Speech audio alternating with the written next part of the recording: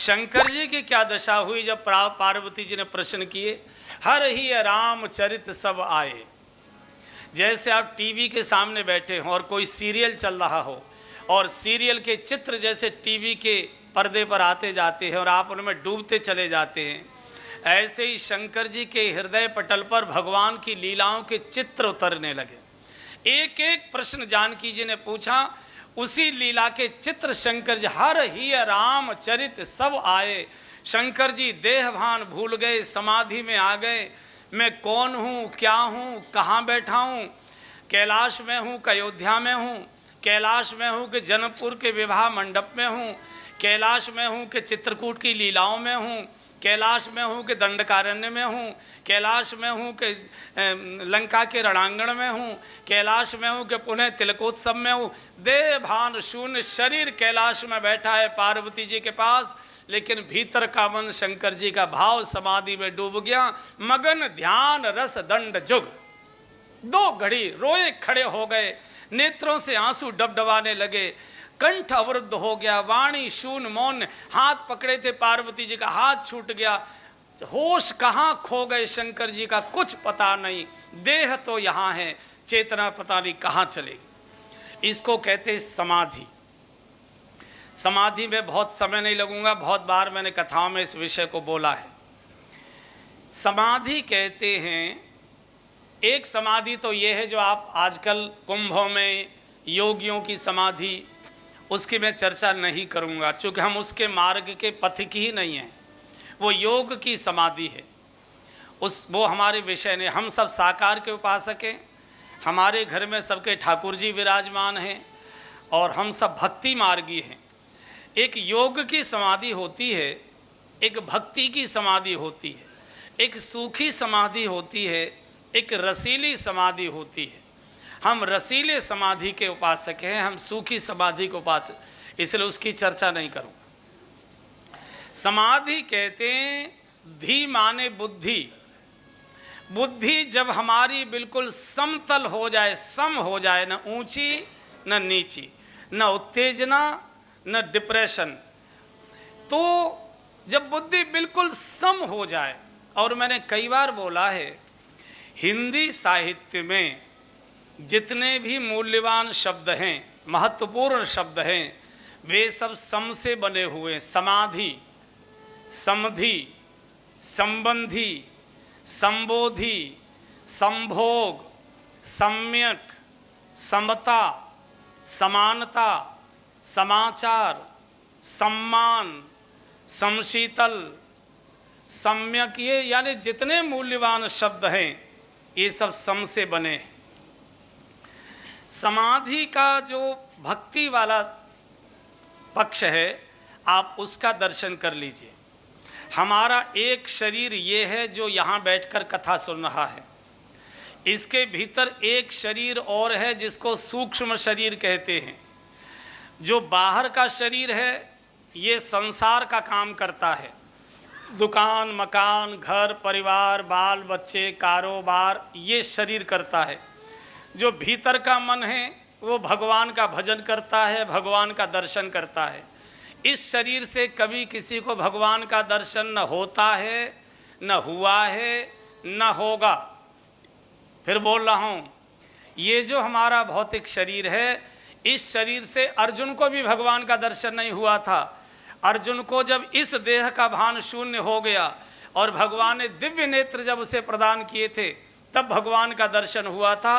फिर जब दिव्य नेत्र वापस ले लिए, दिव्य दृष्टि, तब वो चक्कर खा गया कि मैं कहाँ था, क्या था, ये क्या लीला हो गई। तब बोले, सखेत मत्वा प्रसवम यदुक्तम, हे कृष्ण हे यादव हे सखेती। अरे मैं तो आपको मित्र ही मानता रहा, मैं तो घोड़े खुजवाता रहा, आपसे पानी भरवाता रहा, अपनी सेवा करवाता रहा, मुझे मालूम नहीं था कि आप कौन हैं, क्या हैं।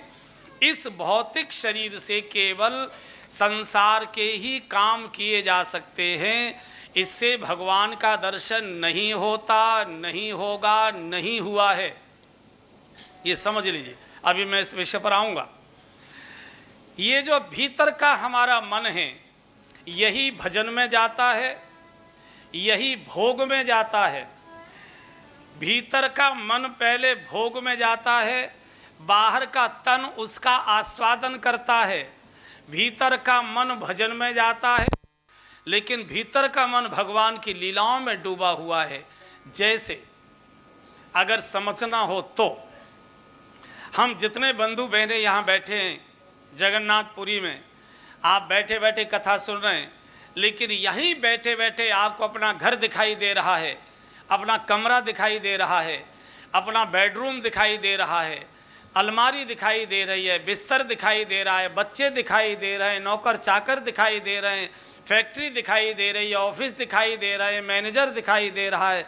यहाँ बैठे बैठे आपको बिल्कुल साफ साफ दिखाई दे रहा है, जबकि आप अपने घर से हजारों किलोमीटर दूर बैठे हुए हैं। इतना सुंदर आपको वहाँ नहीं दिखाई देता जितना आपको यहाँ बैठे। आपका बालक अगर अमेरिका में भी पढ़ रहा है, विदेश में भी पढ़ रहा है, यहीं बैठे बैठे आपको अपना बालक दिखाई दे रहा है, नाक नक्श उसका सब कुछ आपको दिखाई दे रहा है। बस भजन ये है संसार की समाधि, ये है संसारी समाधि। ईश्वरी समाधि किसे कहते हैं? जैसे कथा सुनते सुनते भजन में बैठे हमको घर परिवार दुकान मकान ऑफिस दिखाई देता है, ऐसे ही दुकान मकान ऑफिस में बैठे बैठे हमको वृंदावन की लीलाएं दिखाई देने लग जाएं, भगवान की लीलाएं दिखाई देने लग जाएं। इस परम अवस्था का नाम समाधि अवस्था है, ये स्थिति। और समाधि कोई भजन कहते हैं। ये जो हम पूजा करते हैं, ये जो पाठ करते हैं, ये जो माला जपते हैं, ये जो ठाकुर जी की सेवा करते हैं, आरती करते हैं, ये भजन नहीं है। गलतफहमी में मत रहना, ये भजन नहीं है। फिर ये क्या है? ये भजन में प्रवेश करने का साधन है। जैसे बस्ता, पुस्तक, पेंसिल, कॉपी, पेन, ये ज्ञान नहीं है, ये ज्ञान प्राप्त करने का साधन है। लेकिन बिना साधन के साध्य वस्तु नहीं मिलती, और जब साध्य मिल जाता है तो साधन छूट जाया करता है। आपने देखा होगा जो सिद्ध महापुरुष होते हैं फिर आपको कभी भजन करते हुए दिखाई नहीं देंगे, वो अलग से उसमें डूबे ही रहते, उसके आनंद में चले जाया करते हैं। जब हम साइकिल चलाना सीखते हैं तो साइकिल चलाते सीखते समय देखकर ब्रेक लगाते हैं, देखकर ही घंटी बजाते हैं, देखकर ही पैडल मारते हैं। और जब साइकिल चलाना हमको आ जाता है, उसका अभ्यास हो जाता है, बातें भी करते जाते हैं, गाने भी गाते जाते हैं, ब्रेक भी लगा देते हैं, बचा भी लेते हैं, घंटी भी बजा लेते हैं। तो जब आप भजन की उस अवस्था में प्रवेश कर जाएंगे तो माला भी जपने की ज़रूरत नहीं पड़ेगी। इसलिए दादू जी से पूछा था, आप भजन कैसे करते? माला जप के? बोले नहीं। बोले कैसे? पाठ करके? बोले नहीं। फिर कैसे करते हो? तो दादू जी ने बहुत अच्छी बात कही है कि माला जपून कर जपूँ, जिह्वा जपून नाम, सुमिरन मेरा हर करें मैं पायो विश्राम। अब तो ज़रूरत ही नहीं पड़ती, वो तो 24 घंटे आँखों में समाया रहता है। पड़ोसी के बेटे का ध्यान करना पड़ता, अपना बेटा तो आँखों में समाया ही रहता है, एक क्षण भी भूल नहीं सकते। अभी हमको भगवान का स्मरण करना पड़ता है।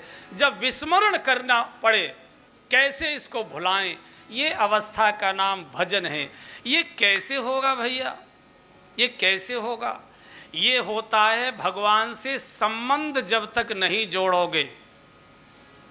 संबंध का अर्थ ये संबंध से ही समधि बनाए। आज एक समधि जी आए थे ना, आए थे ना, एक है संबलपुर से समधि जी आए थे ना, पवन जी के।